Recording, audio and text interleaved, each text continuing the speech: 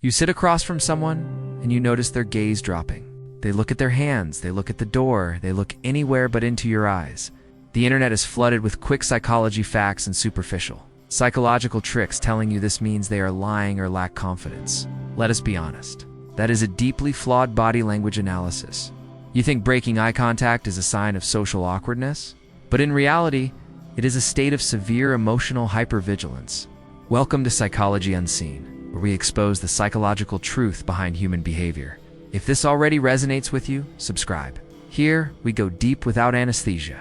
We need to stop explaining human behavior with cliches and start inverting it.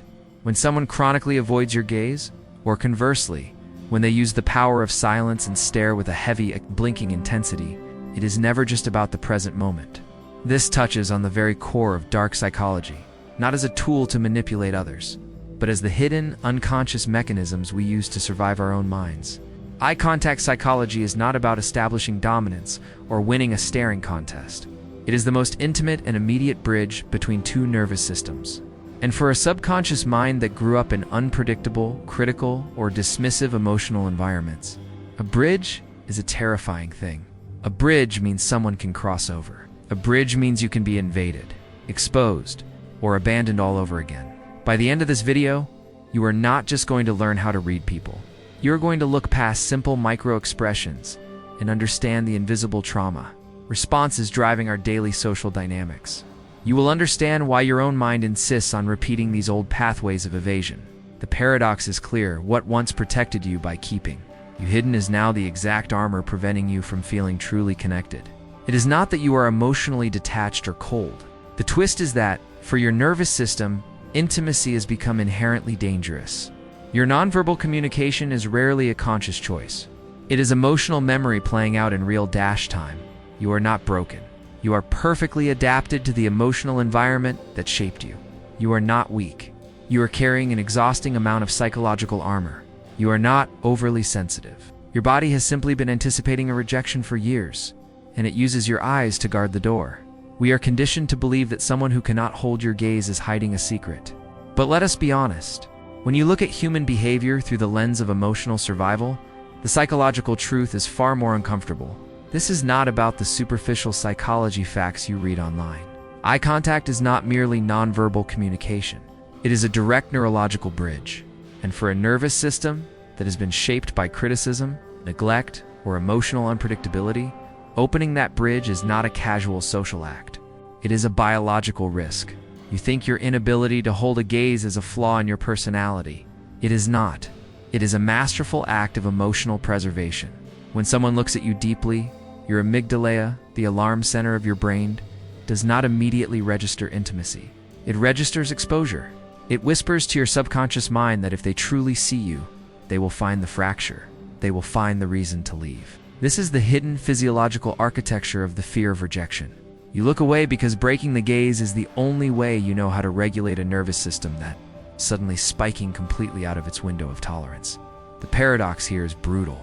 The very strategy that kept you safe when you were younger, becoming invisible, lowering your eyes, minimizing your physical and emotional presences, the exact same armor that is suffocating you today. What once protected you from emotional harm now actively prevents you from experiencing authentic connection. You deeply crave intimacy, yet the moment it actually arrives, your body treats it as an incoming attack. You are not running from love, and you are not inherently avoidant. You are running from the devastating learned anticipation of loss. In the next few minutes, we are going to dismantle this entirely. You will not just learn how to read people or memorize sterile micro-expressions. You are going to understand the profound attachment styles that dictate exactly where a person looks when they feel vulnerable. You will realize that the heavy silence between two pairs of eyes holds more unhealed trauma than any spoken word.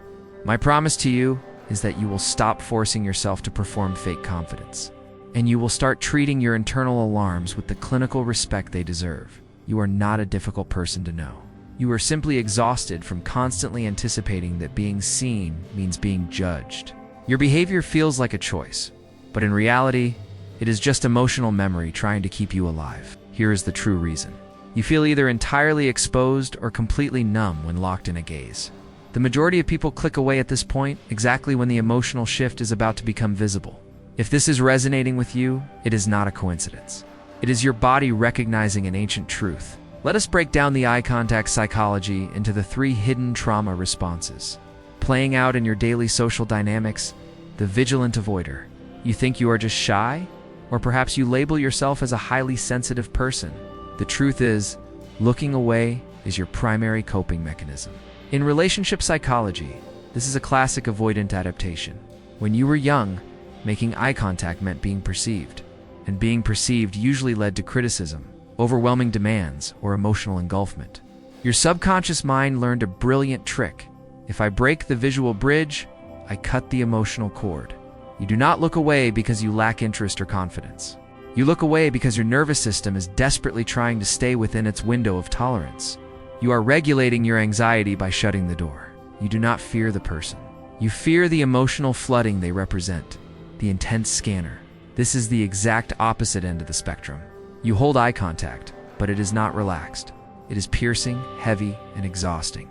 You are not just looking at the person. Your internal body language analysis is working in severe overdrive. You are scanning their microexpressions for the slightest sign of irritation, boredom, or withdrawal. This is an anxious attachment style disguised as deep attention. You are not holding eye contact to build intimacy. You are holding it to anticipate loss. You genuinely believe that if you watch them closely enough, you can predict and prevent them from abandoning you. It is hypervigilance, masquerading as connection. The dissociated gaze. You look them right in the eye, but you are not actually there. Your eyes are open, but the drawbridge is pulled up.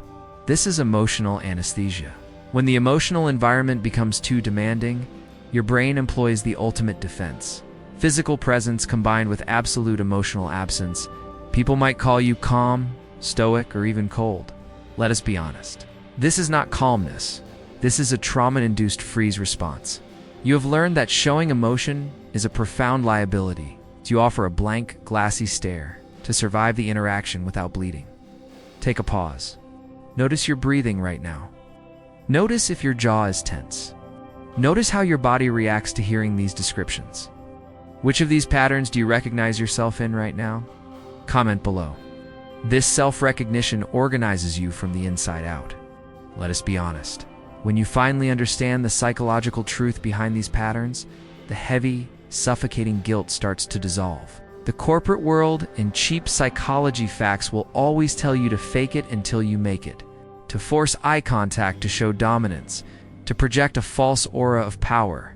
But forcing a biological system that feels actively under threat to suddenly act safe is not confidence. It is self-betrayal. You have spent your entire life believing that your inability to comfortably hold someone's gaze meant there was something fundamentally flawed with your social skills or your general human behavior. You thought you were broken? But let us invert that narrative right now. You are not weird. You are psychologically complex. You are not cold or detached. You are deeply careful with your nervous system. You are not distant. You are simply an expert at anticipating loss before it can destroy you. You are not hard to love. The reality of relationship psychology is that you just learned very early on to not rely on anyone else's gaze to feel safe, because relying on others was a gamble you usually lost. Your nonverbal communication is not a sign of weakness.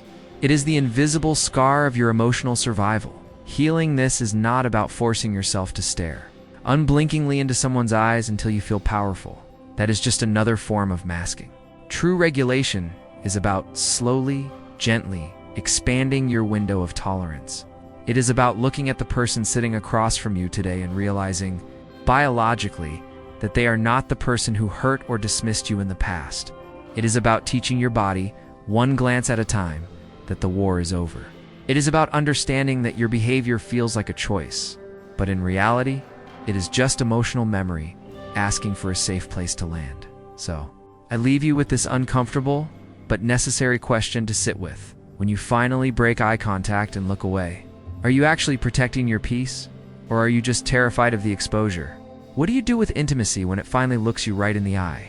If this conversation helped you see your own psychological landscape without guilt, share it with someone who is silently living in emotional survival mode. And of course, hit subscribe. Psychology Unseen is not just a channel. It is a mindset.